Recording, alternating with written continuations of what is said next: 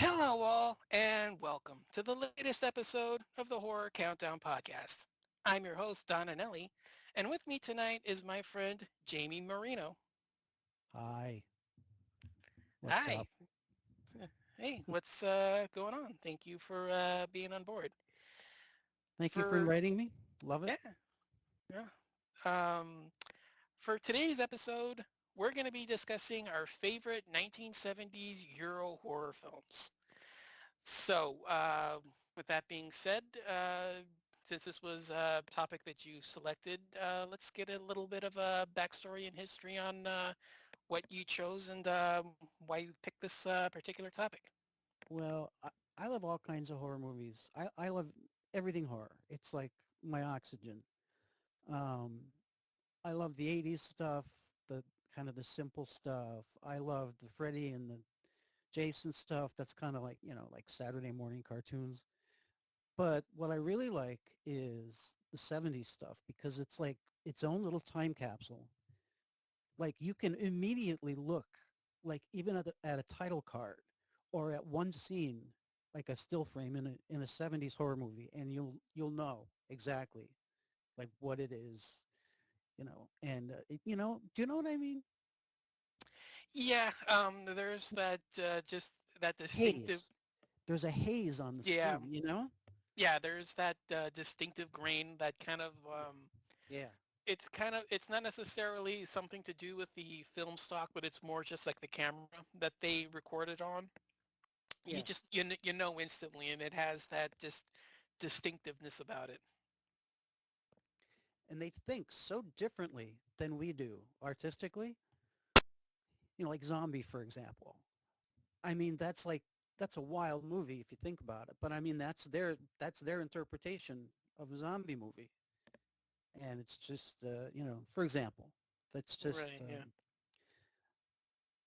everything that I really get into seems to come from Europe, and it seems to come from the 70s, maybe early 80s.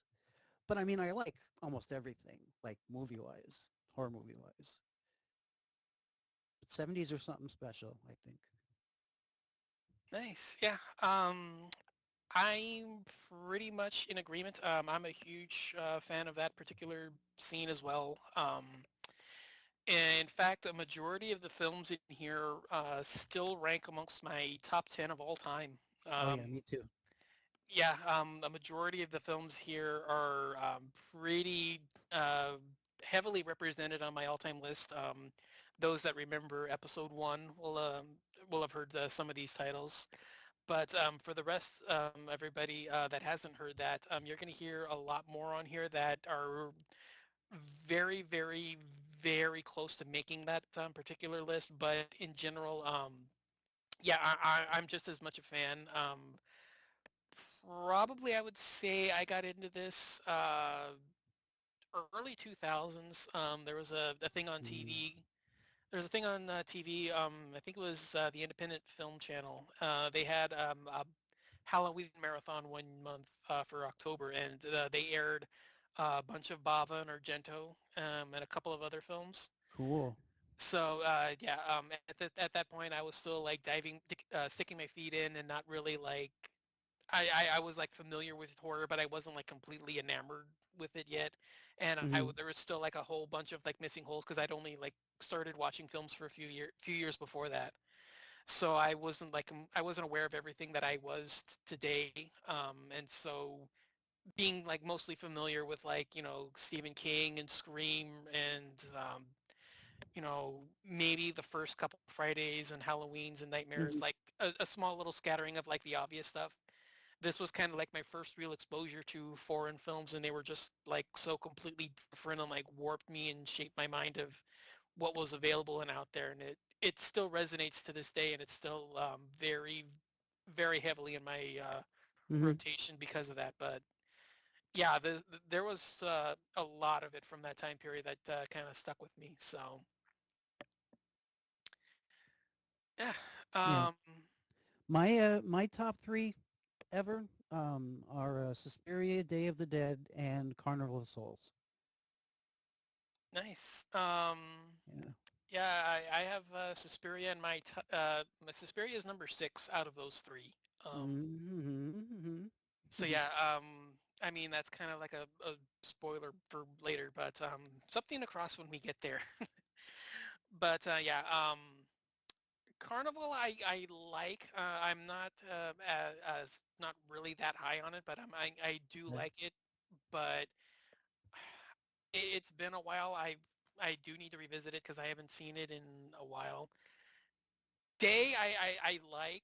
I prefer. I'm one of the rare ones that I prefer the Argento version rather than any of the two American cuts. No, I mean Day, the gore one in the Oh, Day. in Oh, the sorry. I in the thought. cave. I, Yeah, yeah, oh, okay. Yeah. Okay. Then we're on the same path because that's my favorite of the trilogy as well. yeah. Okay. Okay. So yeah, that's my favorite of the three. So yeah. All the people who used to complain about The Walking Dead. Oh, the gore, the gore. I'm like, Jesus, go see Day of the Dead. Go to Amazon and rent that. I mean, Exactly. God. Yeah. But yeah, no, that's my favorite of the three as well. Sorry, I could have sworn you said Dawn, but either way, No, yeah. I think so. For Day, yeah, I'm one of those that I prefer that one the most out of the series. So yeah, I mean, you know, I'm really heavily on two of your three. Hmm. I mean, I can't really reveal my three. Actually, I can because they're not necessarily relevant here. But my three would be Zombie, The Beyond, and Tenebrae. Neat. Yeah, that Tenebrae. yeah, Tenebrae just works for me. Tenebrae's your jam? Okay, good. Yeah, I don't know why, but that movie just resonates. I think it's just one of his most intriguing mysteries. Yes. You know, the twist is just so well done. Yeah. I Oh, it's remember wonderful. I Yeah. remember just being completely shocked when they revealed it the first time when I saw it, and I Hmm. was like, oh my God, wow. And I mean, the kills are brutal. The score is fantastic. Ah, it's amazing. Yeah, Yeah. It Tenebrae for some reason that one just works for me. it's got great music. The arm being cut off, the blood spray all over that white wall, just beautiful. It's Beautiful. it's a work of art. Yeah, I love it. Yeah. Yeah. Because he has I don't really think he's made a lot of he makes giallos, but he doesn't make them often, or he didn't in the golden days. So everybody like has one or two favorites. Mine are Tenebrae and Phenomenon, actually, if you want to call that Ooh, a giallo. it's Uh, close enough. I'm not gonna argue with it. I mean, even Troy Howarth says it is, so I'm not gonna, deny him. yeah.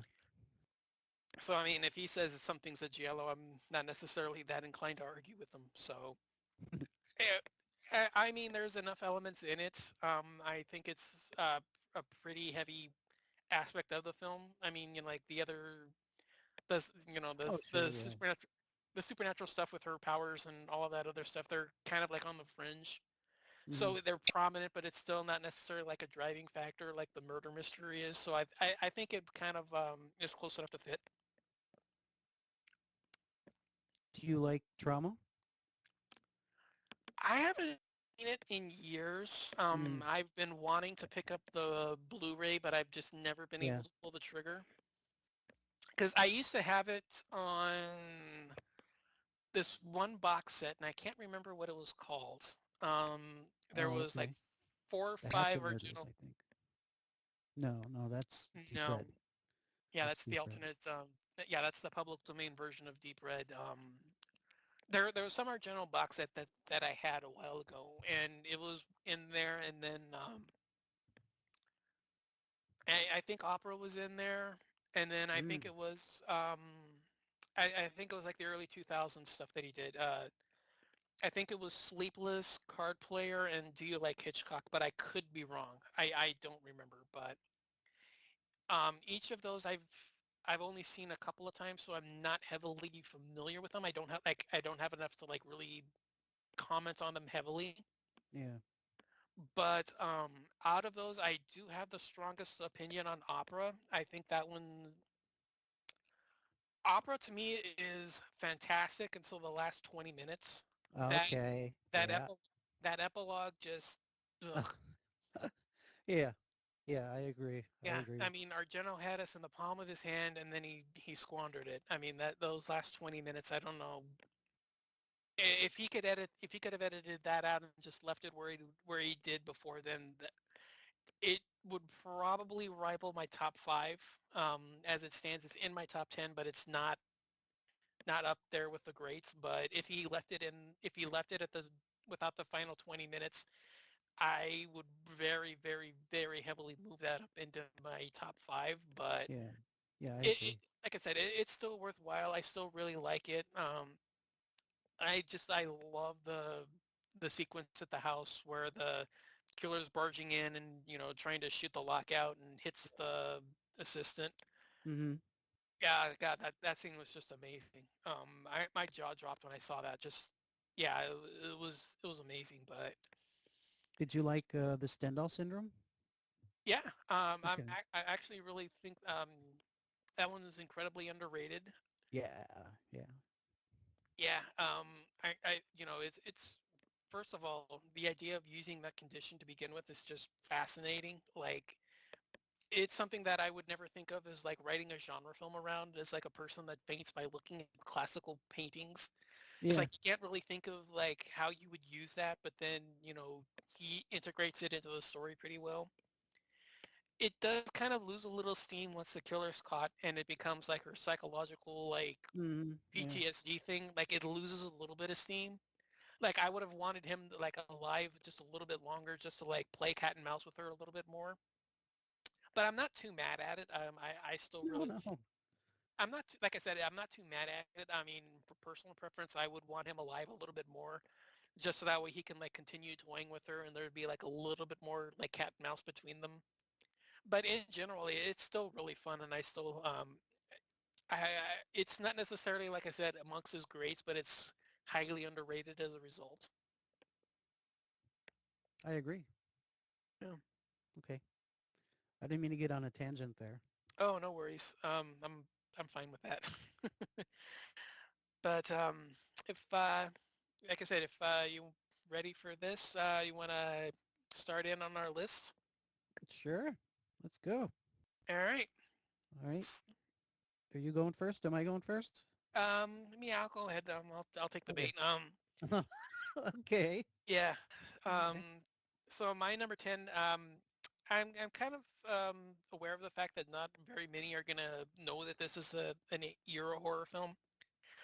But I kind of allowed this one just because it's from the UK, and Ooh. it's one that a lot of people don't necessarily think of as a UK horror film. Theater of Blood. Oh, cool. Okay. Yeah, my all-time favorite Vincent Price film. I absolutely love this. For those that don't know, Price in the film plays a respected Shakespearean theater actor Mm-hmm. who is continually screwed over by various critics and industry personnel who think he's just a one-trick hack, and stages his own fake death, which nobody knows at the time, but it really is. He Yeah. stages his own fake death to start getting revenge on each of the critics through Shakespearean acts of revenge. And Yeah. it's just a showcase piece for Price. You allow him to just go overboard in the best way possible and just absolutely chew the scenery the best he can. Yeah. It's amazing. It's it inspires Paul Nashi's Rojo Sangre a lot. Right, yeah. That one was uh, Blood Red, I think. I Yeah. think that's the American title. Yeah, I think I saw that version of it. But Yeah. yeah, it's pretty very heavily inspired by that.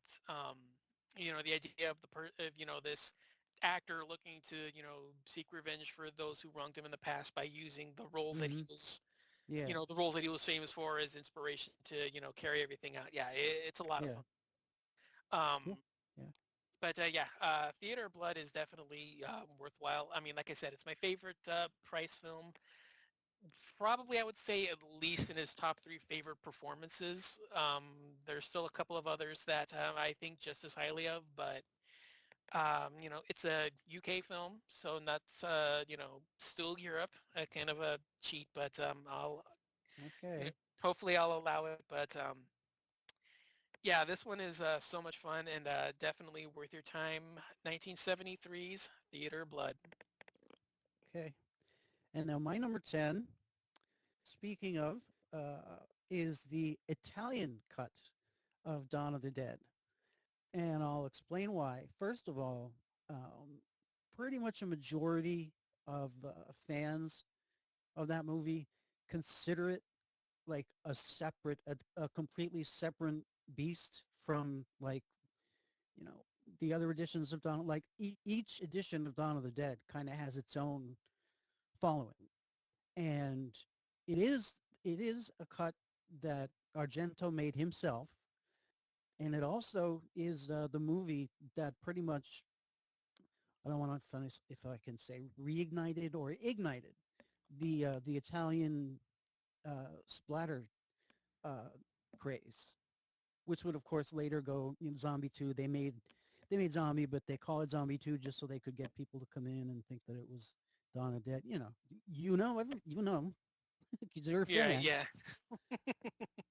But yeah. yeah, it was a very important movie in a lot of ways, and this is one of them, I think. Nice. Yeah. I mean, like I said, it's my favorite of the three, just because it's the one that gets to the point the most. Yeah. There's not a lot of dead time that you get with the other two. Hmm. Having an actual soundtrack instead of just diddly bop music Yeah. also helps. There's like a lot more like intensity, and some of the scenes have like a little bit more suspense to them. I do wish that there was a little bit more of the interactions that they kept, even though it Yeah. gets to the point a little faster. You don't really get as close to the group as you do in the originals. So I kind of wish that some of that would be there. Maybe I'm still trying to like dance around this and trying to like not be as spoiler as I can, but Uh, the it's a weird trade-off where you get a faster paced film, but you don't get the emotional True. connection to them. Yeah. And so even though you maybe like add a little bit more, you're still kind of bumping up around 2 hours. Yeah. So it's kind of like like the trade-off of like what do you prefer? Do you want to like keep it under 2 hours? Do you want to care for the characters? So it's kind of like a weird little balancing act. But I mean, like I said, it's still my favorite of the three.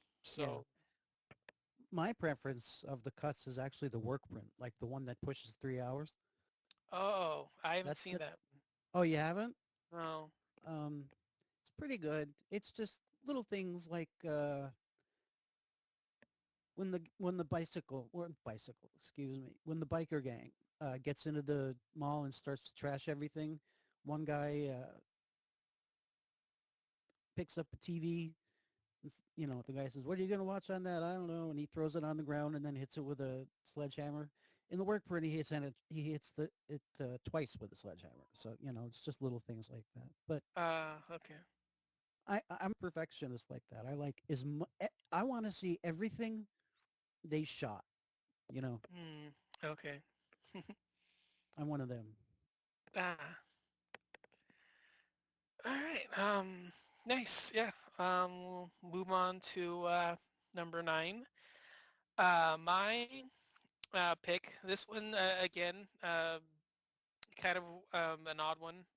Like I said, Eurohorror, but I kind of wanted to group the English films together just because it kind of got them out of the way, and so that way we could move on to some of the other stuff. Okay. So I went with my one of my favorite Hammer films, Twins of Evil. Oh, I almost picked that one. Nice, yeah. Nice. I Yeah. Yeah. yeah, I'm a huge fan of this period of Hammer. Not just this one, but I actually kind of do enjoy all three in the Karnstein trilogy. Mhm. I even kind of, to an extent, enjoy Lust for Blood. I know that one's the obvious weak link, but I Yeah. still think there's a lot to like there. A lot of it is due to the fact that it's bookended by two of the best. So it's kind of like the odd one in the sandwich, just by virtue of it being like, not that I would say this, but to that give an idea, um, the ratings would go 9.5, 6, 9.5. Yeah. So it's Okay. kind of, not just necessarily because, I think the others are the, the others are obviously better, but it's kind of like, it's still good. It's still got it. It's still pretty good, but it's just, Yeah. it's overshadowed by the fact that the other two are all-time greats. Yeah. But We're we're funny because you said Twins of Evil, and we both went like, yeah, yeah, Twins of Evil. but yeah, Yeah. yeah, Twins is it's a lot of fun. Real quick, a group of twins are sent to their puritanical uncle or Yep. cousin. Yeah, I always forget Cushing's relationship to them, but yeah, I think he is an uncle, right? Think so.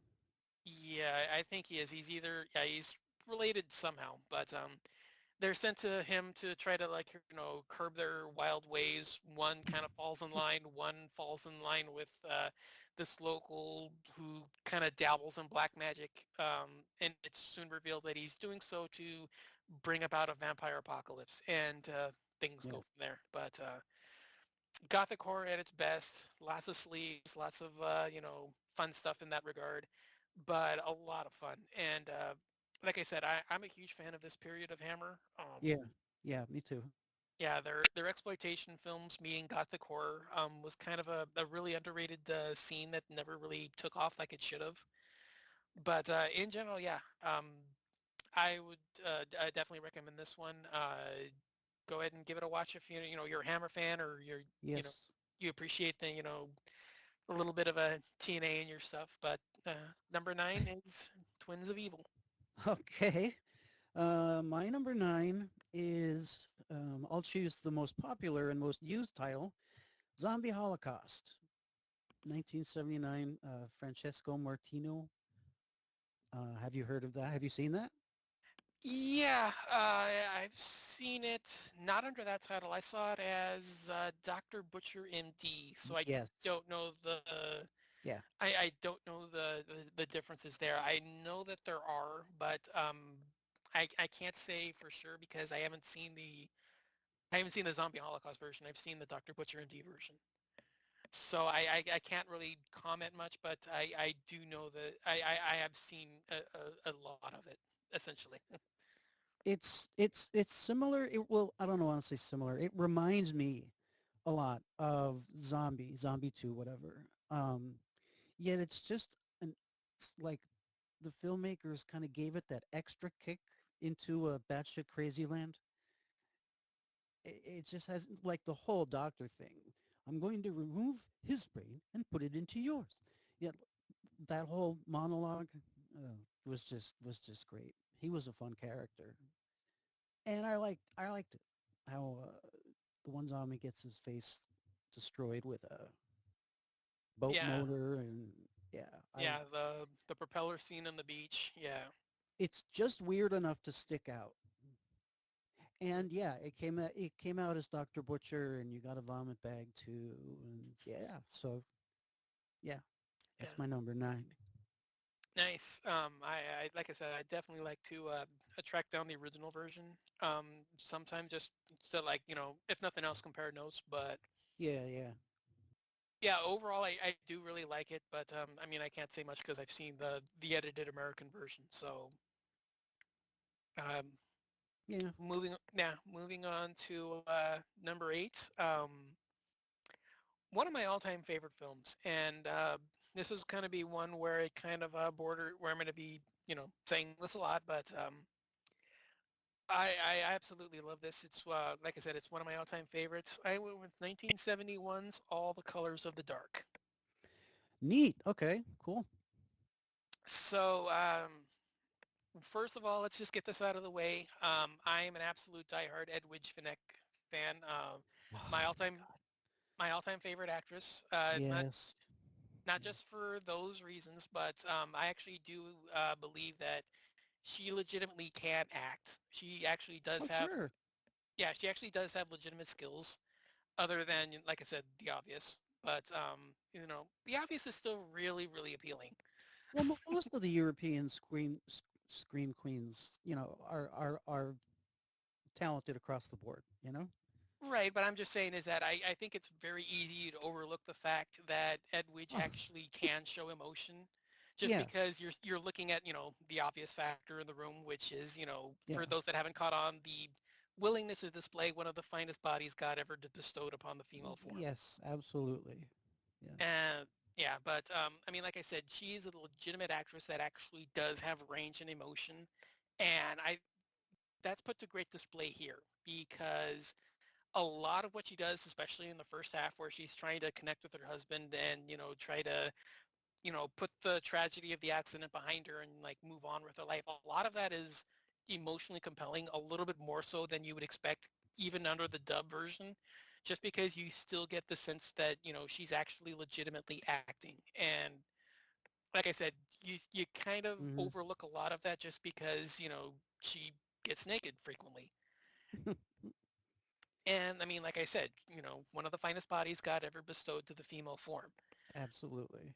But even Re- beyond, but yeah, Christina Lindbergh and Lena Romay give her a run for her money, though. see, I'm more of a Barbara Bouchette guy. Oh, okay, cool. Hey, there you go. Um, I mean, I'm not gonna, deny Lena anything. I mean, Oh, how can you, really?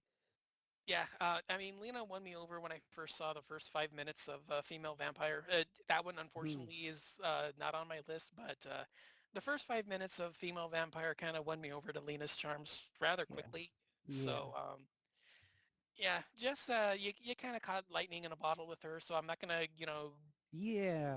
I'm not I gonna, agree. like really fault you for that one. But I have overall, a I have a oh, go ahead. lot to say about Lena Romay and Jess Franco later on in the list.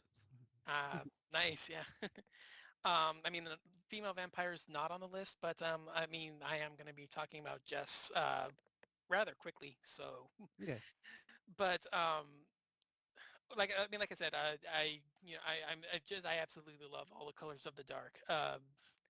Like I said, real quick, woman suffers a miscarriage in the car accident, tries to get over it with her husband to no real help, and eventually discovers a satanic cult with the help of a neighbor in her apartment building, but begins to believe that there's a killer killing her and all of those around her because she's trying to leave the cult.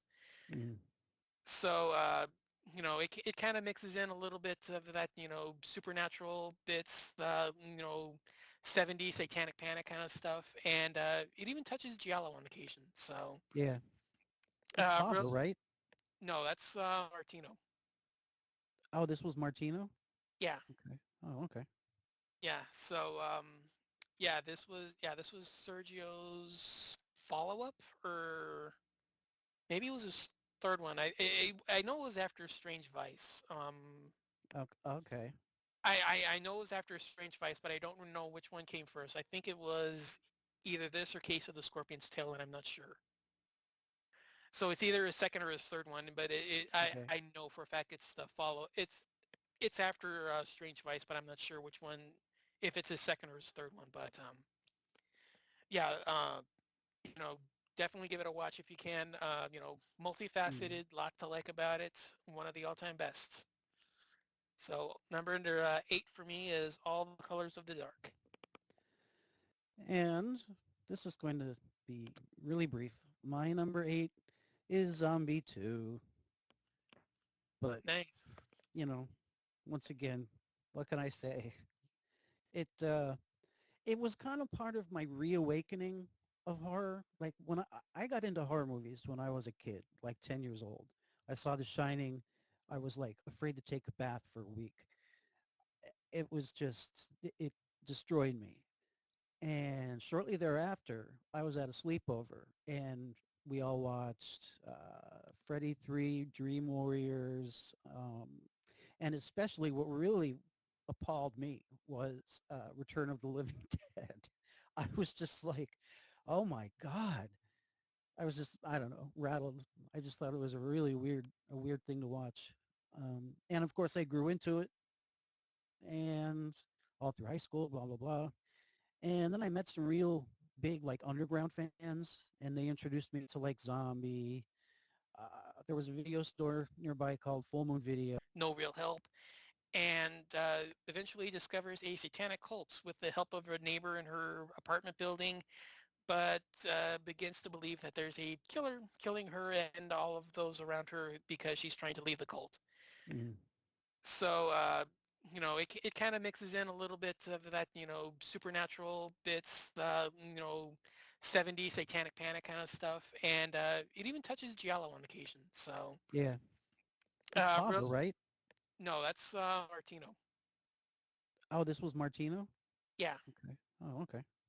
yeah. So, this was Sergio's follow-up, or maybe it was his third one. I know it was after Strange Vice. Okay. I know it was after Strange Vice, but I don't know which one came first. I think it was either this or Case of the Scorpion's Tail, and I'm not sure. So it's either his second or his third one, but Okay. I know for a fact it's the follow. It's after Strange Vice, but I'm not sure which one, if it's his second or his third one. But yeah, you know, definitely give it a watch if you can. Mm. Multifaceted, lot to like about it. One of the all-time best. So number under 8 for me is All the Colors of the Dark. And this is going to be really brief. My number 8 is Zombie 2. But, Nice. you know, once again, what can I say? It uh it was kind of part of my reawakening of horror. Like when I got into horror movies when I was a kid, like 10 years old. I saw The Shining. I was like afraid to take a bath for a week. It was just it destroyed me. And shortly thereafter, I was at a sleepover and we all watched Freddy 3, Dream Warriors, and especially what really appalled me was Return of the Living Dead. I was just like, oh my God. I was just, I don't know, rattled. I just thought it was a weird thing to watch. And of course I grew into it and all through high school, blah, blah, blah. And then I met some real big like underground fans and they introduced me to like Zombie. There was a video store nearby called Full Moon Video and they had Zombie, Suspiria, let's see, Burning Moon, Mm. Deranged. So these are all horror movies. I would say they're not like, they're higher level. They're like, yeah, they're like a higher level of intensity, sort of. And I didn't even know it existed. And Zombie was among them, and Zombie really blew my mind. And one day, right around when Blockbuster was starting to shut down, I noticed they had a copy of Zombie 2. And it was the Anchor Bay clamshell, so it was the real deal. It wasn't like, some censored thing.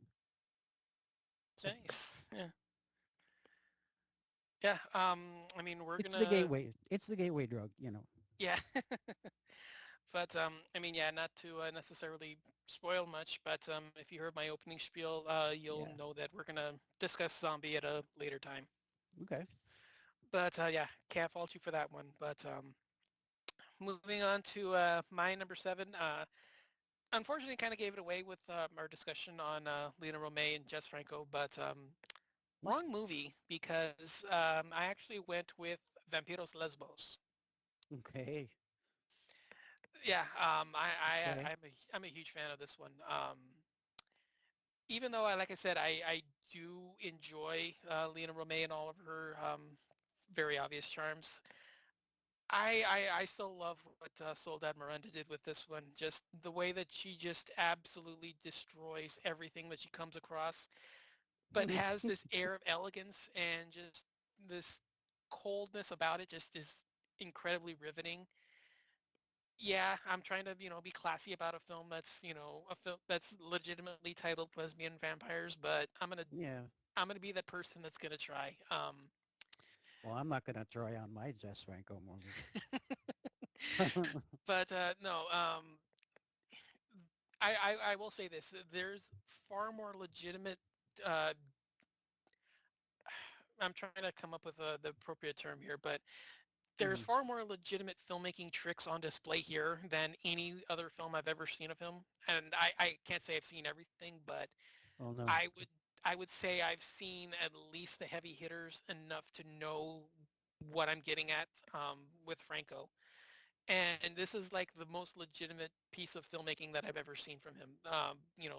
The zooms aren't as overtly obvious, and they're used far more effectively rather than just okay, I'm just going to zoom in on this ant, or I'm going to zoom in on this bush, or what other sexual act is going on screen. But on top of that, there's far more, especially on the island sequences, there's a far more sense of sensuality on display. Not just Hmm. because there's lesbian scenes happening, but the scenes of them lounging out on the beach, just talking together, or the shots looking out over the ocean. They feel a little bit more sensual and more like a more like relaxed than what you would normally expect in a Franco film, who's just trying Yeah. to get to the point and get to the sleaze, and if I happen to stumble across some kind of storyline along the way, all the hey, Grady, but I'm done trying to be film critical about this. God, he Soledad Miranda's. he was very Uh, good. He was a genius at mixing um, the trashy and the decadent. You yeah, know, decadence like wow, that's kinky. Wow, look at that, cool. And trashy is just like let it all hang out. Here it is, you nakedness. know, Love it. you know, Linnea, I've always said, big the way that he always came up with films is, hey, Linnea, we want to do that thing we did a couple of weeks ago. How about filming it? How about filming it? Okay, great, we got a new movie. Yeah, I've always said that was kind of the way that Franco casted his movies, but that was so sad because she died shortly after he did. I mean, they had such a bond, yeah, and you could tell even in his last interviews, he'd like forget to say things and forget things, and she'd be sitting right next to him, reminding him, you know, no, no, no, we did this, and oh yeah, yeah, we did that. So yeah, I love yeah, Jeff Franco. yeah. They were a really good couple, and I was a big fan of them. But I mean, like I said, my joke was always, hey, Linnea, you remember that thing we did a few weeks ago? You mind filming it in a film? Great, we got a new movie. But yeah, for my choice, I went with Vampiros Lesbos. Just I think it's the most accomplished film that he did. It looks the most it looks the most professional, if you want to use that term. But then Yeah, it's called Lesbian Vampires for a reason. And damn it, Jess, you pulled through on it, and you gave the audience a title that actually matches the movie. And bless yeah. you. So there's also that. So kind of hard to dismiss it. Well, my number 7 is Jack the Ripper, 1976, Jess Franco. Nice. I mean, basically, once again, it's a costume melodrama, and he's got Lena Romay. I shouldn't. I don't want to reduce this to just a sex thing, but he's got Lena Romay in those costumes with the hair up and the curlies, and she's got the bustiers and whatever. Um, and you feel less than human, but you can't look away. But anyway, it's also very gory, which is not always a common thing with Jess Franco. Um, but I mean, other than that, it's a very atmospheric, very sort of back alleys, smoky kind of thing. Yeah. Very atmospheric. But it's also full of flesh and gore, so that's good. Yeah. Yeah. It's Lena been a while. Romay. Yeah. It's been a while since I've seen this, and this is one part of his catalog where I'm not overly familiar with him. I've seen Yeah, a couple of the mid to late 70s stuff. He made so many. Yeah, that's the other real issue. I really like it. I think it's one of the more interesting adaptations, just, because Franco puts his stamp on it and it feels very much like him telling the story. Yeah. So it kind of makes it stand out in the pantheon of Jack the Ripper films for that reason. So I'm Hmm. not, I'm like you, I really like it. I don't know if I would put it on like my list. I mean, I have, Vampiros Lesbos, but it's still one that I really think highly of. Again, it's another one that I would probably want to rewatch, but yeah, it's a solid choice. I really like it. Okay. So moving on for my number six. Okay. Yeah, we're gonna hit Spain here with this one. Yeah. All right. We're going to discuss one of my all-time favorites in Paul Naschy, and we're Hmm. gonna hit Horror Rises from the Tomb, Oh, that was in the 70s? 72. I thought that was like 60s or like early 80s or something. Oh, damn. Ah, Well, that's okay. You got it. That's okay. okay, great, yeah. Horror Rises from the Tomb. Ah, man, this movie is just amazing.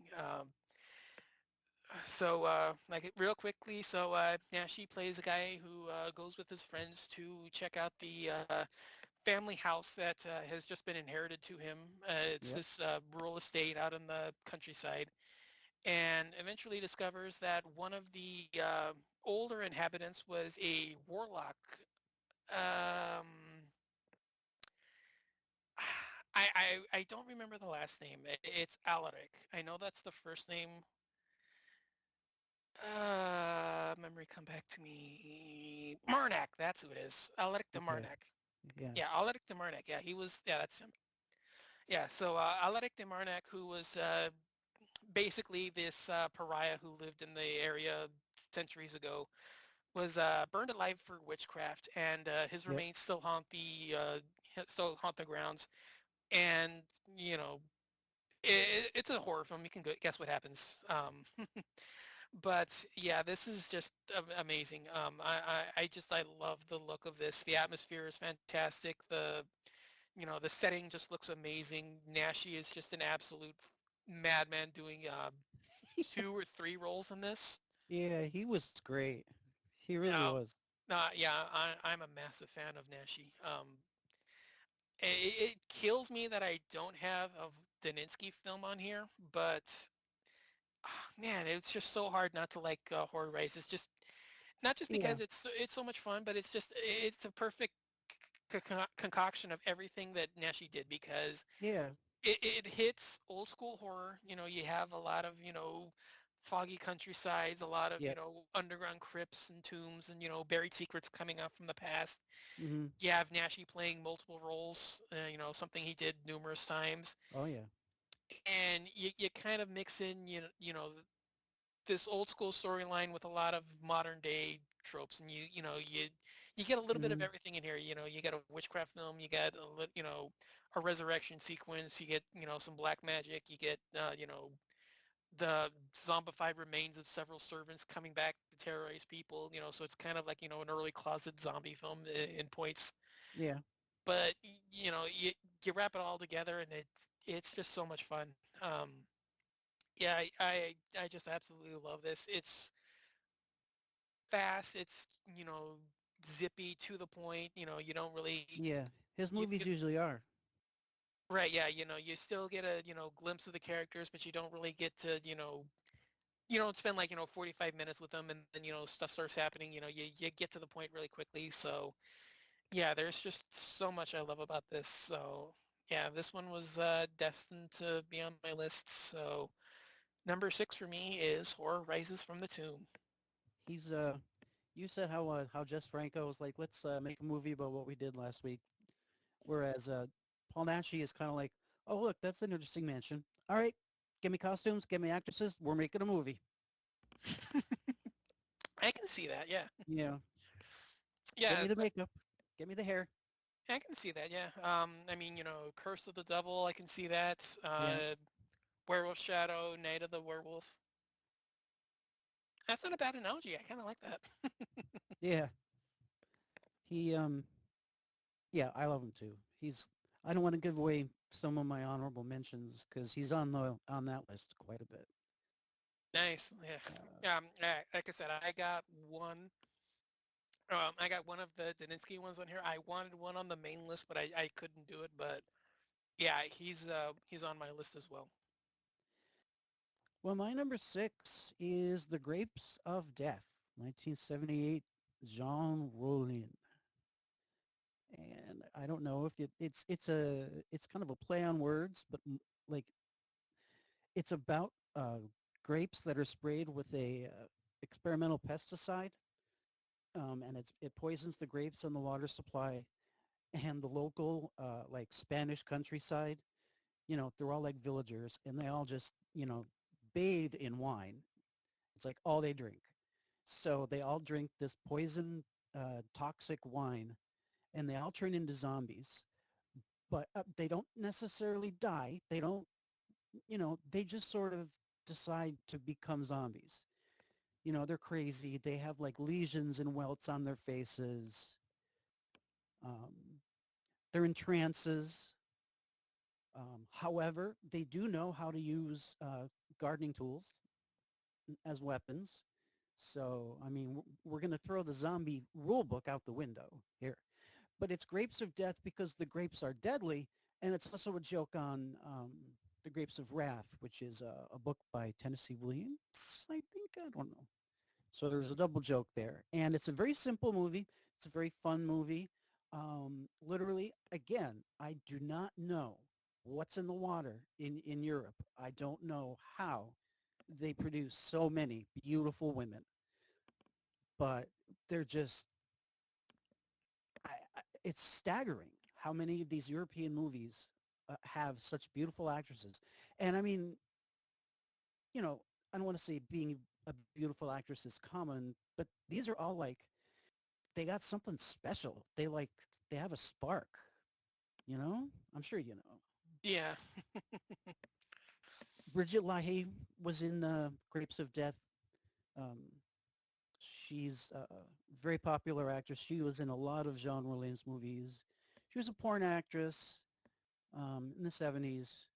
But again, she just has this like statuesque look to her. Yeah. Yeah, Grapes Yeah. of Death. Watch it. Nice. Yeah, I'm going to. This is one of the few areas I'm not familiar with. The only thing I've seen from Roland are the early vampire films he did. Yeah. Rape of the Vampire, Nude Vampire, and Shiver the Vampires. Mm-hmm. And I've seen Iron Rose. Love Iron Rose. It's good. It's not enough to make my list, but yeah, I really like it as well. But that's my Roland catalog. Yeah. Zombie Lake. I always forget he did that one too, because I always attribute that to Franco. But yeah, that's the 5 Roland films I've seen. So I'm not. He's like one of the gray areas that I'm not terribly familiar with. So that Yeah. includes Grape, but it's been on my list for a while. Just I haven't been able to get to it yet. So, but yeah, I'm definitely interested. I love what I've seen of his, so it's definitely intriguing. Just haven't gotten to it. I must admit, I must confess that I do file my Zombie Lake in with my Jess Franco movies. Yeah, I know, I do too. I, just to I, make al- it, just to it, make it look like there's an extra one there. well, it's just I always remember the story about it being originally given to him, but then Yeah. turning it down, so that it just always kind of like rings true. And then Yeah. you got Howard Vernon in there, and it tons of zooms in on crotches and bushes and stuff. So it feels A kind lot of of like, that. so yeah, it kind of Yeah. feels like Franco more than Roland. To the But point where Shockwaves kind of feels like a more boring Zombie Lake, if that's even possible. Did you ever kind see of. kind? Eh, Do you like Shockwaves? I've seen it once, Yeah. so I can't say. There's a lot of the not just the European stuff, but like a lot of the late 70s like 70s stuff, just the genre in general. I've kind of, it's been like one and done kind of watches. So a lot of stuff, not just, the European, but like a lot of the late 70s I've seen maybe once or twice. So I'm not overly familiar. Shockwaves is one of them. I've seen it once. I I Hmm. don't remember much. I just remember laughing at the goggles because Yes. the goggles just look so Yeah. ludicrous on them when they're kind of like, trying to be stealthy or trying to, like be intimidating or whatever. But The I Nazi zombies underwater. Yep. yeah, I would probably go with you saying, saying Zombie Lake is the better one just because I'm familiar with it. But Yeah. that's the only reason why though. Yeah.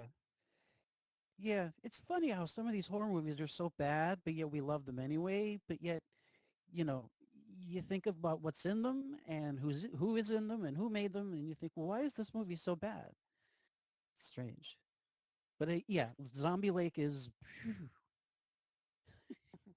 that's a bomb. Yeah. Um, so we'll move on to our top fives. This will probably be the start of something that a lot of you that know me for a while will be familiar with. So a lot of these choices will be pretty easy to figure out. My number five is Don't Torture a Duckling. All right. Cool. Yeah, one of my all-time favorite giallos, probably, or I will say it's number three on my Fulci list.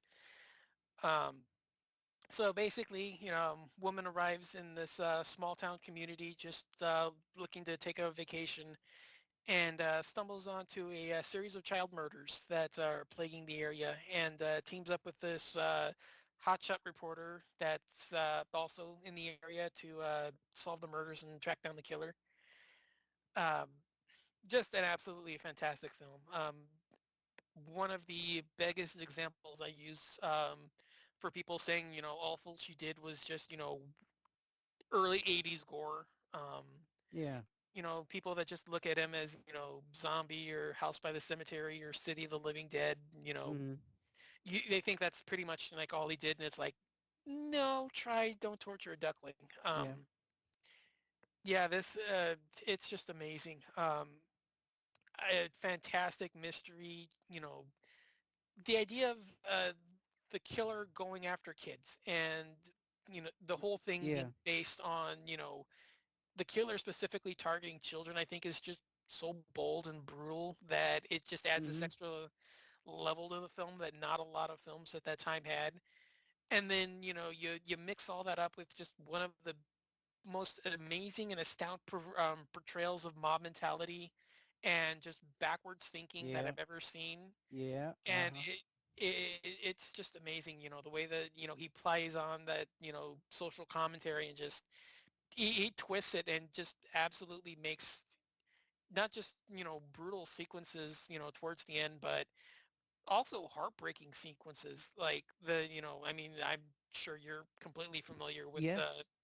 the sequence in the grave, the Yeah. cemetery where the Yeah. the girl is just whipped and It you see what happens. Yeah, I mean, that scene just absolutely took my breath away the first time I saw it. yeah, it's one that I don't watch very often because it has kind of a sadness to it, you know. Yeah, yeah, I know, yeah. And, her being horn dogs, it's just absolutely impossible not to fall in love with Barbara Boucher in here. Just, the Yeah. first time you see her, she's openly seducing and standing naked in front of a 10-year-old boy Yeah. and just absolutely being shameless about it. Like, visibly tempting him on and saying, go ahead and get a boner. Yeah, you want to. Mhm. And, yeah, that's the opening introduction to the film for her. But yeah, you still Yeah. have, you still got a lot of, actual filmmaking involved here. So Oh, sure. you don't necessarily feel like you're a pervert for watching it, but, you still got that in there. So yeah, That's the way it was. That's the way it still is in Europe. I mean, that's where the Emmanuel film, is that where the Emmanuel films came from? I don't know, but I I mean they have a believe, different I believe it, so. Yeah, because that was D'Amato. French. I don't know. No, I think that was D'Amato, or unless I'm thinking of Yeah. some, unless I'm thinking of somebody else. Oh, wait. The 1M or the 2M? Oh, there's a different there's a difference There's a between the one difference. M That and there's a difference. Yeah, I don't know. I remember this now since you brought it up. Yeah, I've seen the ones with Joe D'Amato and Laura yeah. Gemser. That's 1M. That I think Yeah. that's the ones with Lori Gemser, right? Yeah. Yeah, that's 1M. So I think the other ones you're thinking of, that's the 2M. That's the ones with Sylvia Christel. Okay. So I think that's the Yeah. 2M, and I think the D'Amato ones were ripoffs. And then they used the 1M versus the 2 to differentiate the characters. So I think they're playing off the same backstory, but I think they're separating them for copyright reasons by dropping the M. I could be wrong, but I think that's the way it went. But hmm Interesting. I didn't know that. yeah, I think. I mean, like I said, I don't know for sure, but I'm pretty sure. I'm pretty sure I read that once. So close enough, I guess. Yeah. They seem to be more comfortable with the human body over there. Something. At Yeah, least more than we are here. that's for sure. That's yeah. Moving on to your number five. Well, my number five is Female Vampire, 1973, Jess Franco. Just and I think it's pretty clear, why it's on the list. But Yeah, I will say now it could have been done badly. And he's one of the directors that is known for doing pretty much everything badly. But you got to sort of put yourself in a Jess Franco state of mind, kind of. It's like a dream logic. And within Female Vampire, you are sucked into that dream logic and you just wander the countryside with this extremely depressed and lonely naked woman. And she, has lesbian encounters and kills everyone. I think that's it. She kills everyone that she makes love to or kills everyone that falls in love with her. And it's like a compulsion. Because the whole thing, there's like very little dialogue, but it's narrated. She narrates it and she says like, I can't, I wish I could fall in love, but I have this compulsion to kill. And yeah, but yeah, I mean, she just wanders this beautiful countryside and she's naked. And it's just the most obvious, just in your face, hilarious thing that it somehow it gets away with being sensual, erotic, but it's like so plain and in your face, like look naked. But for some reason, it resonates. It has an energy to it, and I love Female Vampire. I think it's a great N- movie. nice. Yeah, like I said, it's another one that I'm very high on. Yeah, I do agree that it just it has this hypnotic this I think you put it best when it said that there's just this odd sensuality to it, and Yeah, there's like it's hypnotic in the fact that it's just so blatantly obvious. But yeah, then because it's doing so for the sake of a legitimate storyline where she's using it as like feeding, like she's legitimately hmm using them, not just, hey, I'm naked, but it's like, yeah, hey, I'm naked, come fuck me. yeah. And, like It, there's a it's like like a legitimate point to it. it's like part of a spell she has or something. It's like Right, yeah. part of a magic, a succubus. I don't Right, think yeah. that word was ever mentioned in the movie though. He has a different movie itself called Succubus. Yeah, I was thinking of that as soon as you said it, and I was like, wait, is he thinking of is like the other one? But then yeah, you No, caught yourself. Because yeah, yeah, there is the one from I think it's 67, 68. yeah, It was before he met um, Lena, and I think he may have even yeah. before he met Soldad. So Could have been, yeah. yeah, I think it's before them. But Yeah, no, I really like female vampire a lot as well. But yeah, it's like I said, I still prefer female vampiros lesbos, but no, I'm still a huge fan of vampiros of female vampires. So Hmm. yeah, it's great choice. So moving on to my number four. Um, this is one I kind of go back and forth on. It it depends on not just the feeling I have that day, but when I go back and forth on it, I actually go back and forth on it depending on what version I see. And that Mm. is Deep Red. Mm. Okay. So I've always been really kind of torn on this one. I think the international version, the the version that everybody knows that has, the 25 minutes that are cut out, Yeah. the version that runs about an hour 50, and that's what I mean by international cut, like the one that's a complete English dub. Hmm. I think that's the best version of the film to watch, but it's not the best version of the movie. And what I mean by that is the best version of the movie is the full director's cut, the 2 Yeah. hours and 10-minute one. Hmm. But it's not very fun to watch. And the thing is, a lot of what was cut out, but in a lot of it, is the interplay between, David and, the girl and all that. Yeah. A lot of it, while building their relationship and building their characters, drags the pacing down. And it definitely is very, very noticeable, its length when you watch that version. I, at least for me, I've always felt that that version was always a drag to get through. And the international version, the full English one, that one was always very quick and very zippy, even though it's still like an hour and 15 minutes, like it's still very close to bordering on two. And for some reason, Yeah. however they cut it up, and I don't know, how they came up with, what scenes to cut, but I just absolutely love the way that they cut that version of the movie because that version just runs so quickly and it runs so smoothly that you don't notice that it's nearly 2 hours. Yeah. So that was Yeah. I agree. always, yeah, that was always the version, that was always like the complaints I had about it, where the versions that was cut down is fun to watch and it's the better version because of it, even though you watch the original version the way the director intended, yeah, you're gonna, get the splicing sequences because, they don't have the English track for the missing sequences. But that version there is still, I think, more complete and it still feels like a genuine director's version, but it's not very fun to watch because it feels its length. And Hmm. whoever did the cutting for the international version he did a fantastic job because I just love the way that that thing flows.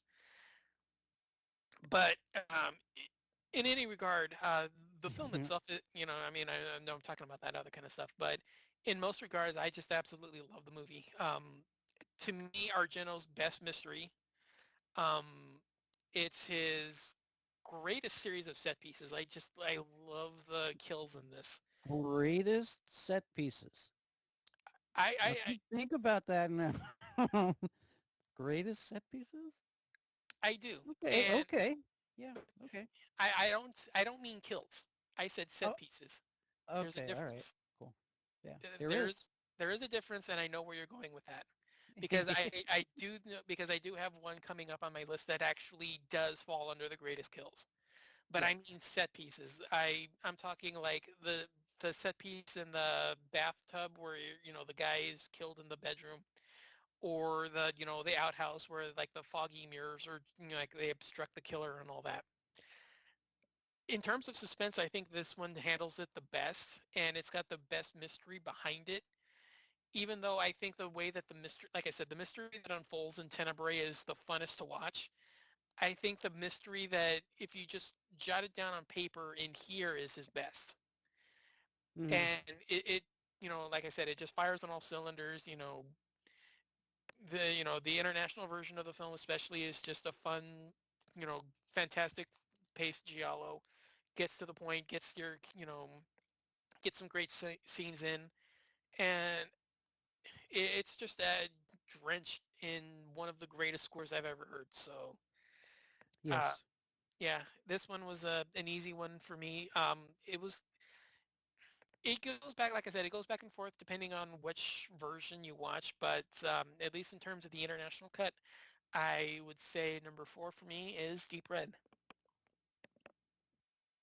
Besides the Suspiria score, because it's like when someone asks like, "What's your favorite Guillermo del Toro movie?" and you say, "Oh, you mean besides Pan's Labyrinth?" Like, Right. Yeah. I would say there was Suspiria. It's just like that one is just like up there as high as it goes, and then the rest of them. But yes, I agree. Um, Tenebrae, Deep Red score, the Inferno score is pretty good too. Inferno has a great main theme. Yeah. Inferno's got a great main theme, but I'm not really fond of all the other interstitial pieces. I think the main theme to that one kind of raises it significantly, Yeah. but in terms of like actual the rest of the score, I'm not really that big a fan on it. It it's weird. It feels more like something that should be in like a Phenomena or a Demons, and it feels kind Mm. of out of place being. It feels kind of being out of place in like a 70s witch movie. It feels more like it belongs in like a rock and roll kind of like mid Yeah. 80s thing. Rather, Hmm. that's kind of like where I kind of fall in line with it. But Okay. I do agree. I love the main score, the main track to it. I think it's one of my favorites. But I don't know. I kind of fall more into the Tenebrae Deep Red scores. Okay. Cool. Um. All right. My my number four is A Virgin Among the Living Dead, 1973, Jess Franco. And what a dream this movie is. I mean, like a literal dream. It's have you ever seen this one? I saw it once and I don't remember much. It Um, I do remember certain scenes, but I don't remember the film as a whole. it casts such a spell on me. It's just so the whole thing is like something out of a dream. Even the dialogue, how it was photographed, it has that Euro horror haze.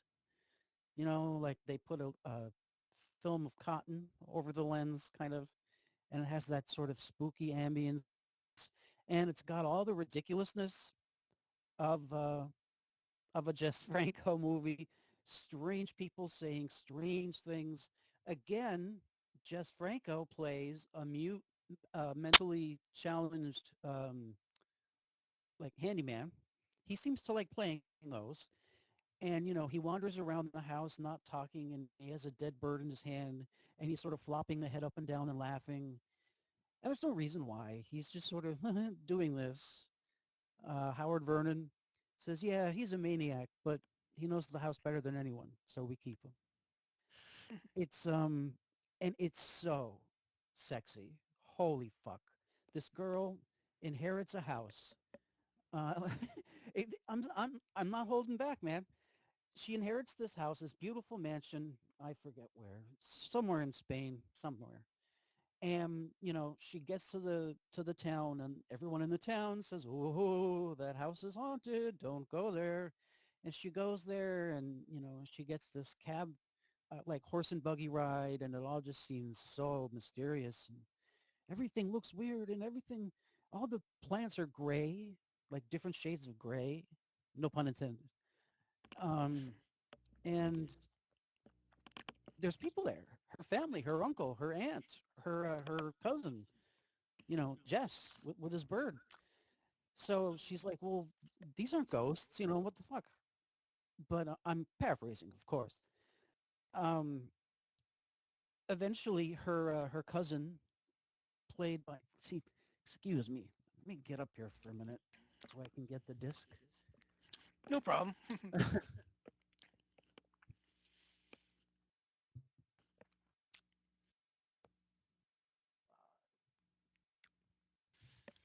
You can cut all that out, right? Yeah, no worries. Okay. I'll just make it seem like it was a quick 2 or 3 seconds kind of a thing. Okay. Just Um, to do so, if you want, just leave like a little break, like maybe like a little like small second, and then I'll know when editing when you start in that I can add it to that point. So now all of this I can edit out, and then it'll okay. just be like a second or two that you actually just like you said. I'll get up and check, and then it'll be like a second, and so it'll be kind of like a small little seamless thing.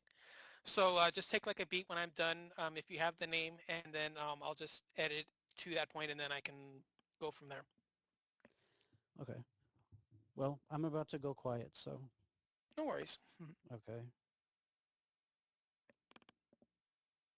Okay, so the actress is the one who plays the one who inherited the house. Chris, no, this is fucking sexy Europe. Christina von Blanc. Come on, how do you deny a name like that?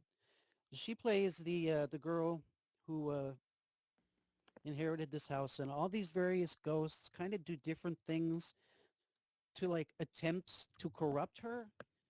The cousin tries to, once again, Uncle Jess, lesbian sex, tries to seduce her. The uncle is just very intimidating and makes just nothing but like in, insinuations to being dead. Like every time she says something, he'll say, "Oh, ho, ho, they don't do that around here." And like the other people who live in the house will kind of laugh in a similar way. Um, I'm doing a very bad job just explaining it. It's the kind of thing you have to feel it. I mean, it's not like this happens, then that happens. Jess Franco doesn't really do that.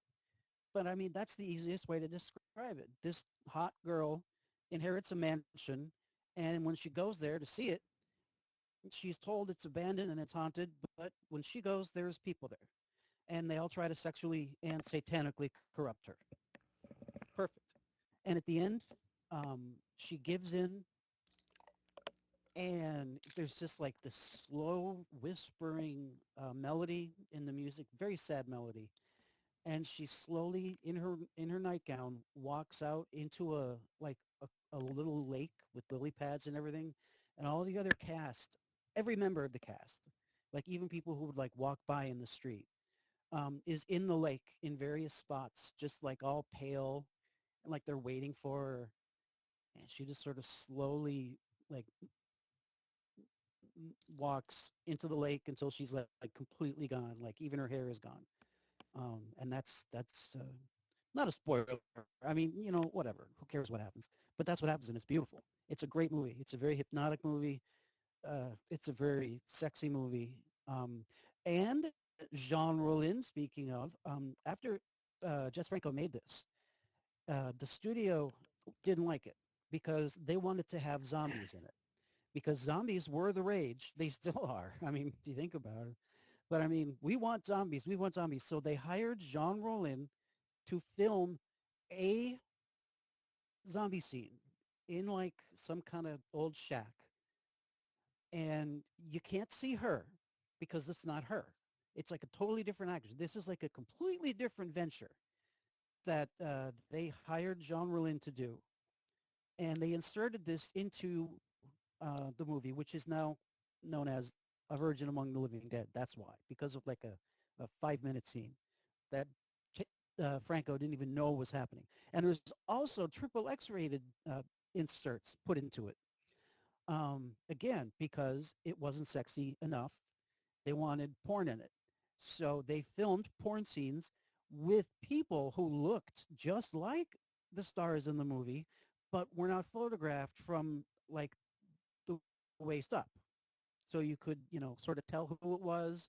And the girl who's having all the sex and doing all the sexy things, her hair is constantly covering her entire head and face, no matter what she does, no matter how she moves, and you can sort of tell she's trying not to like have her face be seen, and she's trying to keep her face covered with her hair. It's hilarious, but it's terrible. But the movie itself, A Virgin Among the Living Dead, is beautiful, and you should all see it. I don't know what your policy is on drugs. Have some marijuana, and it's just even better. You sink a little deeper into it. Yeah, I'll stop. Mm. Nice, yeah. I mean, it's one of those that I have missed out. I've seen parts of it. I haven't seen the whole thing. So it's definitely one that I want to go back and get to. So yeah, this it sounds fun. So Yeah, it is. It's a special one for him. nice, yeah. All right, so moving on to number three.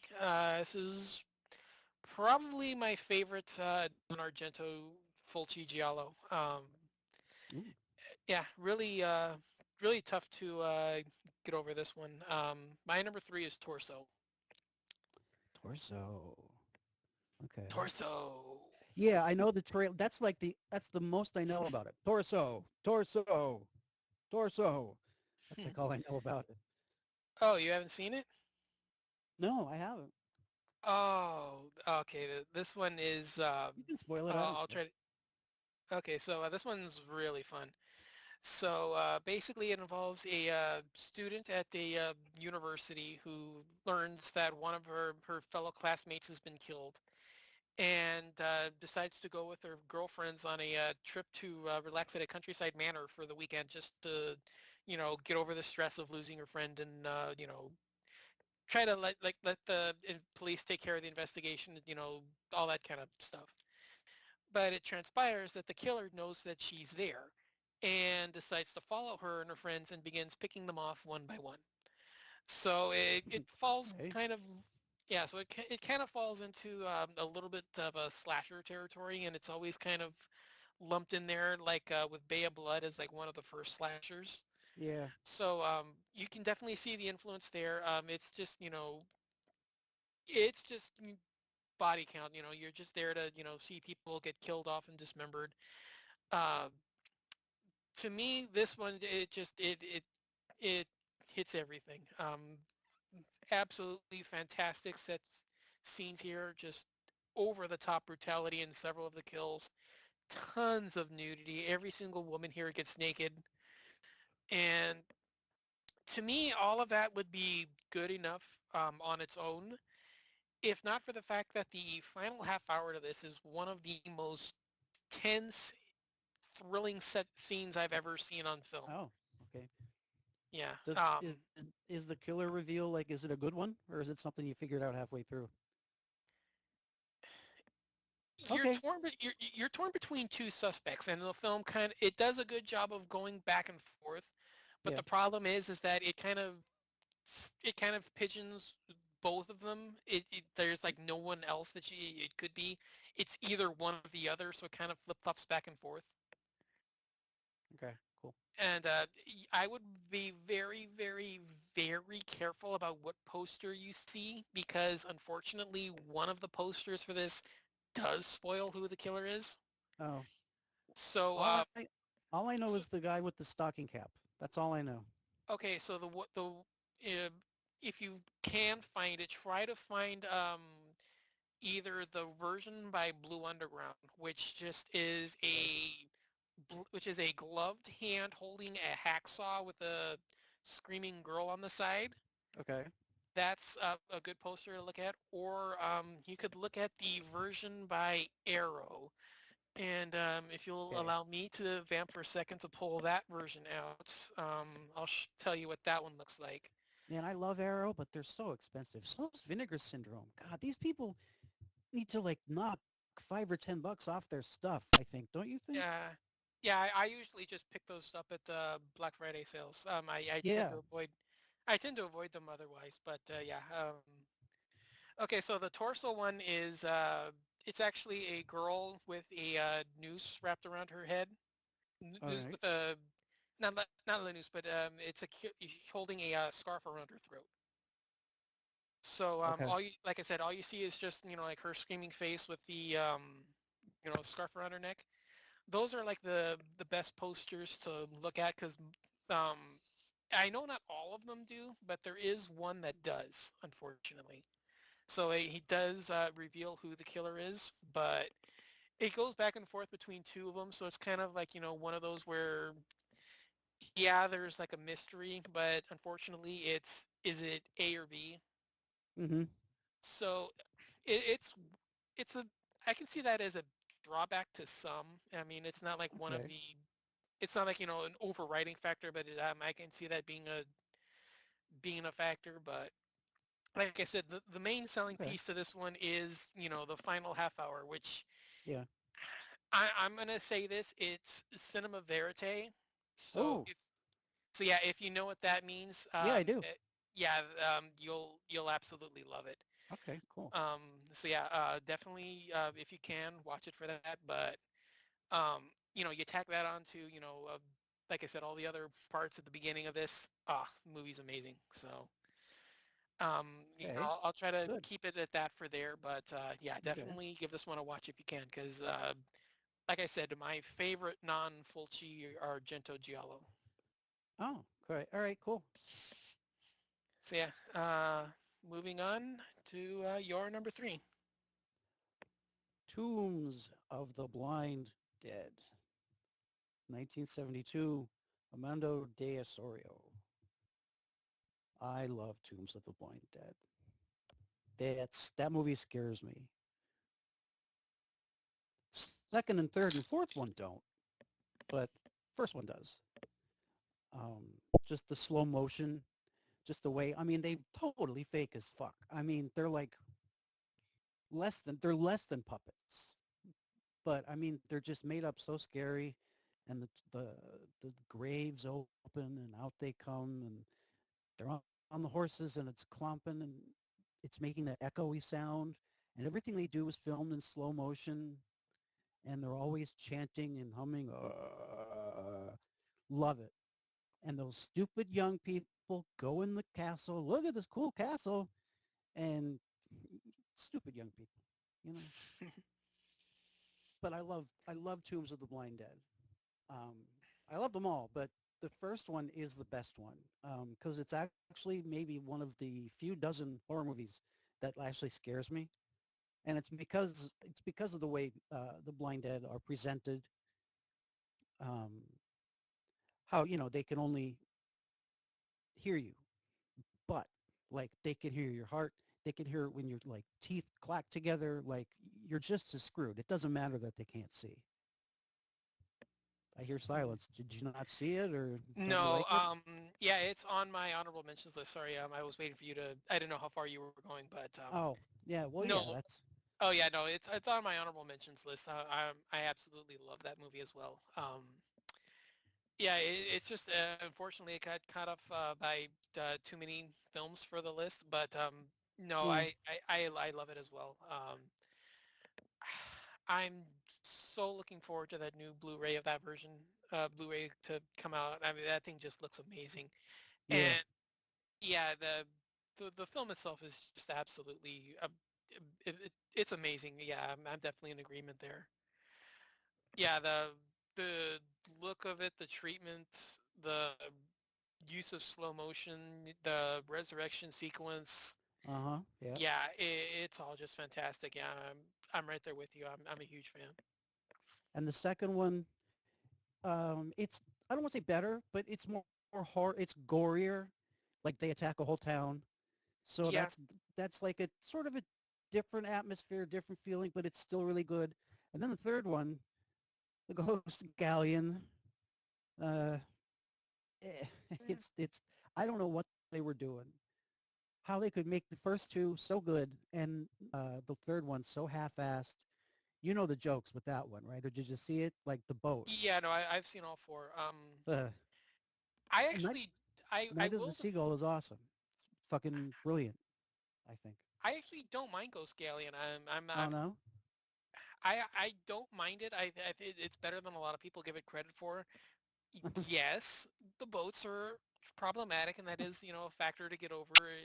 I can see why some would be completely unwilling to do so because it is that difficult to do it. But It is difficult. yeah, I'm much more forgiving though with the first half. I think the first half is a lot better than a lot of people than most give it credit for. It's still got a lot of atmosphere. The dead are still terrifying. Oh, yes. Yeah, there. Yeah, I'm not saying it's great. I'm not saying it's an overlooked classic. I'm just saying I don't mind it. Um, I am in agreement. I think it's the weakest of the four, but I I don't think it's an absolute train wreck. I think is what I'm trying to say.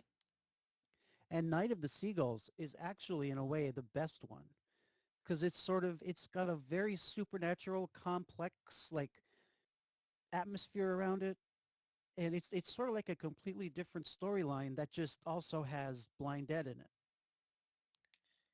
Yeah. But I To remember like me, I remember loving that one. I haven't seen it in a long time. yeah, the thing for me with Night of the Seagulls is that it doesn't, like you said, it doesn't necessarily feel like the Blind Dead could. Yeah. It doesn't necessarily feel like they should have been there. Like that could have been swapped out for any other kind of a threat, and it wouldn't have made the film much different. Mm-hmm. Like it doesn't necessarily. I don't see why they had to be the Yeah. Knights Templars. Like that's the thing. Like the first one, yeah, you're setting them, you're bringing them back to their ancestral stomping grounds, and then return they're kind of the main threat just because they're out on screen the most. But yeah, to me it feels like the weakest reasoning to get them into the film. Uh, I'm not saying it's a bad thing. I'm just saying I kind of rate it as I go 1, 2, 4, 3. I think that's what I'm trying to say. One, two. Yeah. Okay. That sounds good. So all right, Blue Yeah, Underground. We have to get a petition together and demand Blue Underground remove Night of the Seagulls from Tombs of the Blind Dead canon. Take it out. yeah. It's not canon anymore. Yeah. All right. So moving on to my number two. Like I said, for those that know me, this one will be pretty obvious to guess. My number two is Suspiria. So guessing maybe I stole one of yours, or Mm-hmm. Mm-hmm. I was gonna say we finish up the list and we just after that just fucking rant and rave about Suspiria for as long as we choose to, oh, okay. Well, because that's my one. okay. So I mean, I'm fine with discussing it now, but Well, tell me about yeah, it. What do you think of it? it's I have I wouldn't say that I have like the most affection for it because it's number two, Yeah. but it's the one that I think is sentimentality wise. I think it's the one that means the most to me because it was the one that I actually saw first, and this was the one that I was saying when I mentioned earlier about the that festival, that marathon that they had on TV. Yeah. This was the first one, at least amongst the ones that I saw. I didn't start it at the beginning of the month because I didn't realize it until a couple of days in that it had been ongoing. But once I did realize it that they were doing that, this was the first one I caught, and it just blew me away. Mm-hmm. I mean, it's just technically, I think it's probably the greatest horror film ever made. In terms of like set design, production value, just Yeah. the way that he melds colors and shapes and background furniture and just making everything just like an absolute technical marvel, They visual like wise. they like reapplied the color, like the reds and the blues and the greens. Like after it was Yeah, filmed, they took the master film, and like treated it even more so it could look even more crazy. yeah, Yeah. yeah. But then it's just m- supernaturally, and I would say like tone wise, it just builds this aura and this atmosphere that's just absolutely hypnotic. And you start realizing as all these strange incidents and accidents keep going, and Yeah. all these bizarre incidents that nobody's really paying attention to, it's just absolutely magical the way that this thing just unfurls. Yeah, you have to deal with the fact that anybody who has any kind of a brain would just take one look at one of these incidents and say, "Nope, I'm out of here." Yeah. And yeah, you just nope yourself out of the film. But I hate it when people act like that though. I mean, this is yeah, fiction. It's a story. Let the motherfuckers who like made this movie tell you the way they want it. If you don't yeah, like it, then scram. You know? I mean, I'm just saying is that I can see why some people would just be like, okay, yeah, maggots are falling out of the ceiling. Nope, I'm Yeah. out here. Yeah. Yeah. I mean, yeah, I can see somebody who can look at a film and be like that. I'm not saying you're wrong for doing it. I'm just saying I can see that, being an issue. Because It yes, logic is a factor that you have to deal with in these films, but then, you miss out on all the, the fun stuff like, yeah. falling off of falling through a window and landing in a room full of barbed wire for no reason. Yeah. Yeah. I mean, sure. I mean, every time I see it, my mind kind of goes, oh, yeah, room full of barbed wire. But then I'm just immediately sucked into the image, Exactly, yeah. you know? Because I always forget where in the film that's placed. That's the thing for me is that I always forget where it's placed in the film. Yeah. So I'm always kind of like, oh, and it kind of like takes you back because you forget that that's there. Yeah. Like I always forget who the victim is, and I always forget like where it's placed in the running time. Uh-huh. So as soon as okay, yeah, she's in the one room and she has to like jump through the window, and then it's kind of like, oh, I remember. But the thing is that you kind of forget who the victim is until then. So it Yeah. does kind of like it does have like a small little surprise because you're following the storyline where it is. But yeah, It's that it's one of those movies that feels haunted. right. Yeah, I It can see that. like it feels like after you play it in your DVD player or Blu-ray player, like you should sprinkle it with some holy water or something. I mean, it's just so oh yeah, it is my favorite horror movie ever. Um Yeah. just there's I I I can't I'm a fucking bitchy baby about the remake too. I refuse to see it. I don't You're want not to see it. missing much. You're not missing much. I wasn't a Oh, fan. yeah. See, well, okay. See, everyone's like, "Oh, you gotta keep an open mind. You gotta see it. It's okay. It's not."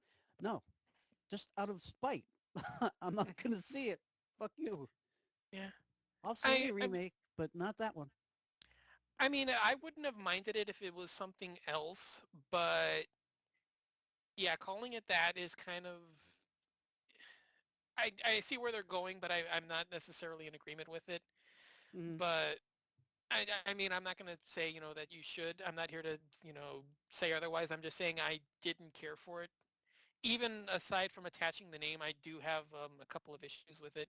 There are a few things I do like about it, but I'm not necessarily going to say that that's enough to, make you change your yeah, mind or anything. yeah. But I mean, it's up to you. If you want to watch it, go ahead. But if not, I wouldn't say you're missing much. I mean, there's a few, like I said, there's a few things I do like about it, but I'm not saying they're like life changing or anything. Some of it, I don't know. I don't like Radiohead much, but I have to be honest, I'd never even heard of them until I heard it.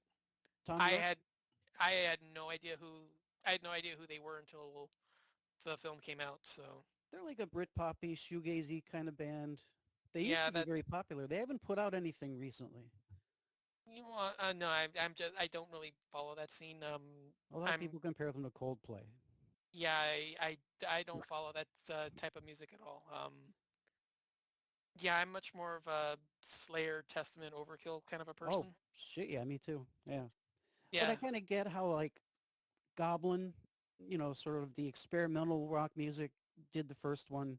And now, Tom York, who's kind of experimental guy, is Mm, doing this one. But it yeah, wasn't but enough to win me over. No. yeah,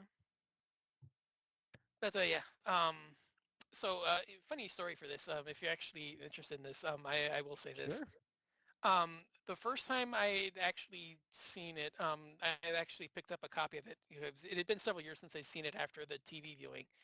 When I first got it, I actually went back and revisited it the second after I got it and was actually disappointed because I remember the tagline when I picked it up, and this is going to be really hilarious. The tagline that I picked up was the only thing scarier than the first 92 minutes of this film is the final 20. Yeah, it's a very specific number. So I had imagined so the thing is that I was ticked off that the film was only 93 minutes because I thought it was an hour 45. Well, So I had long held a grudge against the film because I thought it Fucking was shorter than it was because the tagline lied to me. fucking Because it had been censors. several because it had been several years since I'd seen it, so I'd forgotten how long it was because I just watched it on TV. Yeah. So when I picked up I think it was the Blue Underground version, the 25th anniversary version, the two disc version. I didn't get the three disc one, but I got the two disc version from Blue Underground, and they had the tagline on there, and I'd forgotten about it. I had actually kind of held a grudge against the film for a couple of years because I thought it was longer than that because the advertising made it sound like it was an hour 45 and it's only like 92, 93 minutes. Do you know So all the well, I mean all the legends? I have the book by Maitland McDonough, I think. Um, Broken Mirrors, Broken Minds. I've been meaning to track that one down. How it's like a sort of like a very macabre retelling of Snow White and the Seven Dwarfs. Did you hear that? I've heard that that was an influence Yeah. in Daria, but I've never really.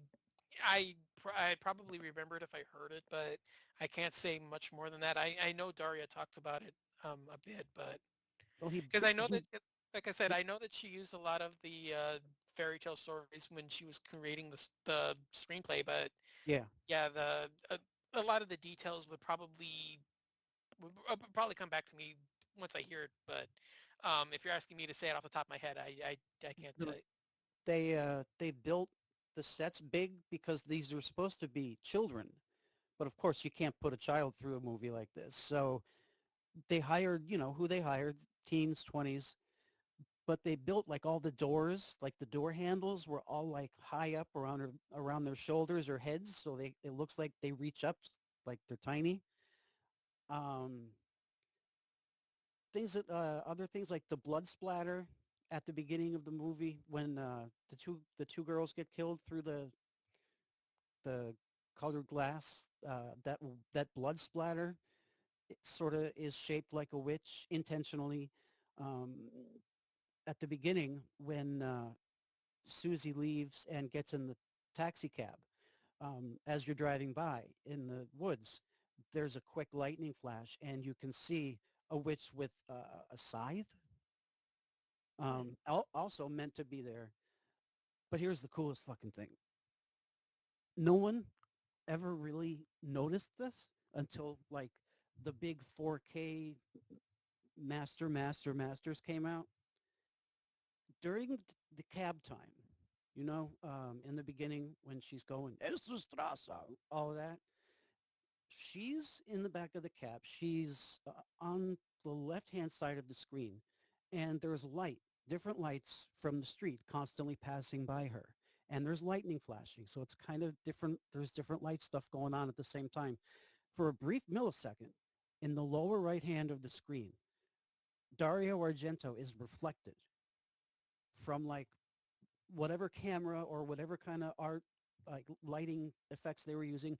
You can see him for a brief second screaming and laughing, and it's totally him because you know what he looks like. I mean, you can't. There's only one guy that looks like Dario Argento, so you should scan for that. Try to see if you can find it. It's at the very beginning when she's in the cab. Hmm. Nice. Yeah. I mean, I do have the 4K. I don't have the player at the moment, so it's just like sitting dust until I can collect it. But yeah, I'll definitely have to look for that because yeah, like I said, this is the first time hearing of it. So yeah, it sounds fascinating. There's like all this Suspiria lore about the making of it. Like they had the music before the movie, and they played the music to scare the cast. Did you know Yeah, that? yeah, I remember hearing that. I think they said that was to elicit genuine emotional distress Yeah. during the sequences. Yeah, I'm saying I remember reading that. I remember, like you said, the storyline being originally written for like 12 to 13-year-olds, so Yeah. they intentionally made all of the doorknobs higher in the frame, Uh-huh. so it Yeah. always made them look like they were like children reaching up to try to like walk through doors and stuff like that. Um, Yeah, like I said, there's a lot of stuff that I've heard. It's just not a lot coming to mind. But I have heard a couple of the stories, so it's not like I'm completely clueless. But No, yeah, that Argento, yeah, oh, but yeah, that Argento story is pretty fascinating. Like I said, I don't have a 4K player, so when I do, I can definitely look for that. I don't know if it would work on a regular player, but yeah, I definitely want to look for that. I love it. I love every second of it. I love how at the end, like no other movie says this. It says you have been watching Suspiria. Like damn fucking right, I've been watching Suspiria. Holy shit, that's a great thing to put at the end of a movie. I think. Mm. Nice. So yeah, we'll move on to your number two then. Let sleeping corpses lie. 74. Jorge Grau. This is my comfort food. Let sleeping corp. Dawn of the Dead and Let Sleeping Corpses Lie are my comfort food as far as horror movies go because I've just seen them so many times. I know them by heart. So it's just nice to sort of put something on that you know, and it's a great movie. Have you seen Let Sleeping Yeah. Corpses Lie? Well, I know it as the Living Dead at Manchester Morgue, Yeah, yeah. but yeah, I have I've seen it several times. So yeah, I'm definitely in agreement. I'm a huge fan of that one as well. And I forget the name of that actress's. I forget the name of that actress, the redhead. Wow, she's another case. These European women. I mean, they must have like magic sprinkles in their water or something because this woman was just stunning. I even bought another movie uh, just because she was in it. Something like The House That Laughs, or yeah, I think that's it. The House That Laughs or something. Hmm. But yeah. Oh, it's so funny. Some of the lines that detective has. There's no living dead. You're just smoking on that dope. Where's the stash? Give me the stash. Yeah. You kids. Yeah, I like that a lot. That's a good movie. Yeah, I'm a big fan as well. It's been a while since I've seen it. But yeah, like I said, I know it under Living Dead at Manchester Morgue. So Yeah. yeah, it's a good one. I'm a fan of it as well. Definitely, like I said, need to rewatch it, but Mm-hmm. definitely on board with it. But yeah, think we'll kind of call this one again. No real surprise. Yeah, My you're number one number is one. yeah, my number one is Zombie. Ah, okay. Yeah. Yeah, this one is like I said, for you, you have Suspiria. This is Yeah. my number one. Okay. Yeah, this is uh, an absolute, like I said, no doubt. Not just because, again, like you, this is my all-time favorite film. Mm-hmm. So yeah, uh, I don't know what to say about it. Just it has everything. Great gore, great makeup, great effects, a lot of action, great setup. It's just fun. So yeah, kind of not necessarily as much to talk about at the back half of Well, this, yeah. but yeah, It has that grime, that European dirt. I mean, yeah, after the movie, I mean, you check yourself, you check your seat to see if there's any sand on the seat. yeah. I mean, it's really immersive. Really takes you in there. And the zombies are the scariest looking zombies. Oh, it's my favorite makeup design in the entire genre. Yeah, absolutely. Yeah, And how they just sort of, I mean, they were zombies. Like they just walked. That's all they did. I mean, they were just bumping into the door. I mean, they didn't use their hands, nothing. They were just like bugs just trying to get in somewhere. Like they were just bumping into the door. Very scary, I thought. yeah, yeah. I love that just final half hour. Uh-huh, Just yeah. them just piling out of the forest and just oh that's my favorite part of the film. So yeah, I I can't disagree. That's like I said, it's my favorite film of all time. So Yeah. But yeah, like I said, I'm kind of a little bit of a downgrade here at the end, but hopefully we have fun stuff for you to check out. So any other Yeah. honorable mentions bring up real quick before we head on out? Well, I have some Coffin Joe movies that I was quite excited about putting on the list, but they're from the 60s. So I didn't put them on the list, but Coffin Joe. Um, let me see.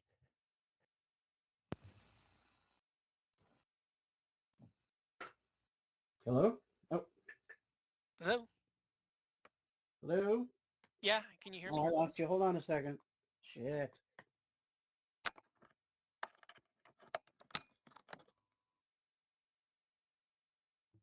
Okay, hello? Hello? Yeah, I can hear you. Sorry. Um, okay, let me give you a second here. Yeah, the two Coffin Joe movies from the 60s. At night, this night, I'll possess your corpse, and at midnight, I'll take your soul. Like, these are the two titles for these movies. They're fucking amazing titles, and they're great movies because this guy knows Halloween. They're black and white, and they're scary, and they have like little like, like the little Disney Halloween animations that used to come out of like the 20s and 30s. There's like animations like that to embellish the Yeah. movie. And he's just this really silly character. He's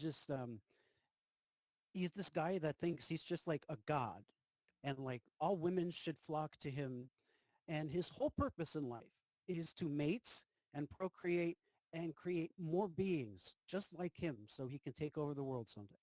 I mean, he's nuts. The whole movie, the whole concept of the movie is nuts, but it's just great because the interactions he has with the townsfolk, just like, oh, you simpletons cannot possibly fathom the things that I can do. It's just so funny, and they're great movies. They're very atmospheric, and they're very, very bizarre. And there's a lot of attractive, screaming Mexican females in it who get like covered in mice and snakes and tarantulas because he likes to torture them. I know I probably sound like a weirdo, but yeah, Coffin Joe. Give Coffin Joe. Nice. And the two Paul Naschy box sets. Oh yeah, no, I got both of them as well. So Yeah, they're essential. Definitely. Like Werewolf in the Yeti. It has Werewolf in the Yeti. You got to see Werewolf in the Yeti. yeah. Not, have you seen that one yet? I picked it up a couple weeks ago, so it just arrived. Oh, okay. I'd been missing it because I missed out on it the first time. So I picked it up on a special sale at Shout Factory. They were doing like a box set Oh, sale. They were doing like a flash sale on box sets, and they had a couple in stock, so I picked it up. It just arrived a couple of days ago, so as of now, unfortunately, I haven't seen it. The only one I have seen in part two, because I picked it up because I haven't seen many of those. But the only one in part two I have seen is Dragonfly for Each Corpse. okay. So the other four I haven't seen yet. They're all great. Blue Eyes of the Broken Doll Yeah. is a real trip. Hunchback of the Morgue is great. Oh, nice. Yeah, that's one of the ones on two that I haven't seen yet. Yeah, yeah. Yeah. Oh, Hunchback Yeah. of the Morgue is classic. Yeah. I've got the first one. So yeah, Blue Eyes of the Broken Doll. I mean, obviously, Horror Rises from the Tomb. Oh, yes. Vengeance of the Zombies. I think that one's on part one, Mm-hmm. or was that it? Yeah. Okay. Yeah, I just pulled the thing out. Yeah, Vengeance of the Zombies is on part one. Yeah, I really like that one as well. So, I mean, real quick for me, I also had, Tombs of the Blind Dead. That one was on my honorable Okay. mentions. Um, I did have a couple of Daninsky films. I did have Werewolf Shadow. Okay. Um, and the last one I had was Strange Vice of Mrs. Ward. Sounds familiar. Yeah, it's the first one from Martino. Hmm. Yeah, Yeah, it was with Edwidge and George Hilton. So yeah, Okay. yeah, it's a lot of fun. So I doubt it, but if people are wondering who Edwidge Finch and Lena Romay are, fucking greatest gift ever given to humankind. Google. Go Google them. just make sure the adult restrictions are off. Yes. Yeah. But yeah, I can't disagree with that. So, but yeah, guess this will wrap it up for now. But yeah, thank you so much for doing this. This was a lot of fun. Oh, I loved it. I had a great time. Nice. So go ahead before we leave. Let people know where they can find you online and let them know about your work. Okay. Well, I'm becoming a more and more frequent writer at morbidlybeautiful.com, and it's a really great site, and I'm really proud to work there because I have never encountered another site quite like it. It has a good mix of the gore and not the politics, but it's got some serious minds too. It's a good mix of everything. I like it. I like it. Um, and you can find me on Instagram at redcrow88. Um, just because I like to post a lot of interesting stuff, and if you want to see what I find interesting, you can go check that out. Check me out on Facebook, Jamie Marino at gmail.com. I believe that's what it is. Yeah. So, I go on my Facebook and Instagram accounts all the time, so I don't need to know what my name is. So that's why I don't give Yeah. my names. But yeah, I think those are my names. Um, and anybody, if anybody's interested in having me on a podcast, I would love to do it. I love to do podcasts. I don't know everything, but what I do know, I love to talk about. That's my saying. Nice. Yeah. Well, yeah, thank you again. This was a blast. I definitely would recommend it because this was a ton of fun. So thank you again. And until next time with a new episode, we will see you then. See ya.